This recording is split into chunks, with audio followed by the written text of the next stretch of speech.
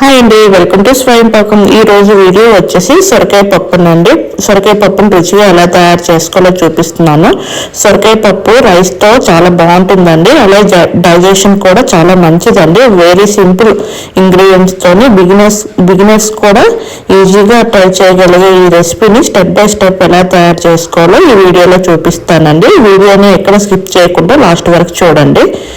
ఇప్పుడు ఒక గిన్నెలోని నేను చూపిస్తున్న గ్లాస్తోని 2 గ్లాసుల వరకు కందిపప్పును తీసుకోవాలండి. అలాగే ఒక పావు కప్పు వరకు పెసరపప్పును తీసుకోవాలి. ఈ పప్పులు అనేది 4-5 సార్లు వాష్ చేసుకోవాలండి. వాష్ చేసుకున్న పప్పుల్ని ఒక కుక్కర్లో వేసుకోవాలండి.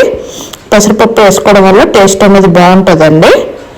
ఇలాగే ఒక లేత సొరకాయనండి తీసుకున్నాను, పొట్టు తీసి వాటిలో ఉన్న విత్తనాలు తీసుకుని ఈ విధంగా కట్ చేసుకుని వాష్ చేసుకుని వేసుకున్నానండి. అలాగే ఒక పెద్ద సైజు ఆనియన్, 4 పచ్చిమిరపకాయ చీలికలు, ఒక పెద్ద సైజు టొమాటోని కూడా వేసుకోవాలండి. అలాగే 1 టీ స్పూన్ నెయ్యి కూడా వేసుకోవాలి. 3 గ్లాసుల వరకు వాటర్ని వేసుకొని మూత పెట్టుకొని 4 విజిల్ ఇవ్వాలండి. మనకు పప్పు అనేది ఉడుకుతుంది. 4 విజిల్ ఇచ్చినాక ప్రెజర్ పోయినాక నేను ఓపెన్ చేసి చూపిస్తున్నానండి. ఇదండి పప్పు అనేది నాకు ఈ విధంగా ఉడికింది. ఇప్పుడు ఇందులోని రుచికి సరిపడినంత ఉప్పును వేసుకోవాలండి.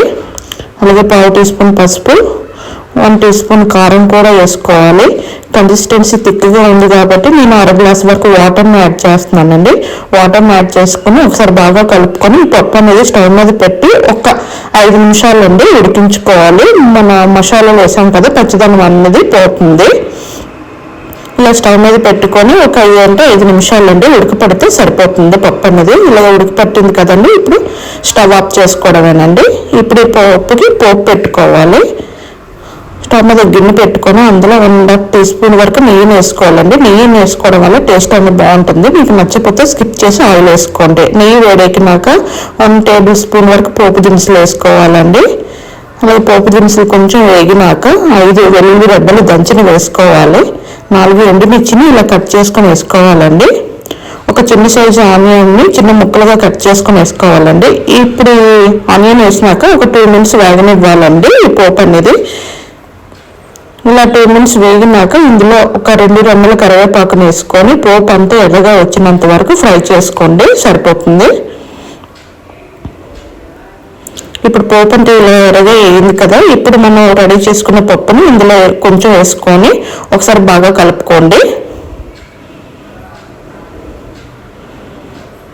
పోపు అంట పట్టేటట్టు ఒకసారి బాగా కలుపుకొని మిగిలిన పప్పు కూడా వేసుకొని ఒకసారి బాగా కలుపుకొని స్టవ్ ఆఫ్ చేసుకోండి. అంతేనండి, రుచికరమైన సొరకాయ పప్పు రెసిపీ అనేది రెడీ అయిపోయింది.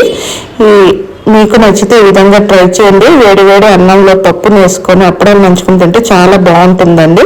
మీకు నచ్చితే ఈ విధంగా ట్రై చేయండి. ట్రై చేసి ఎలా వచ్చిందో నా కామెంట్ సెక్షన్లో చెప్పండి. మీకు కనుక ఈ రెసిపీ నచ్చితే లైక్ చేయండి, షేర్ చేయండి, నా ఛానల్ సబ్స్క్రైబ్ చేసుకోండి. Thank you for watching.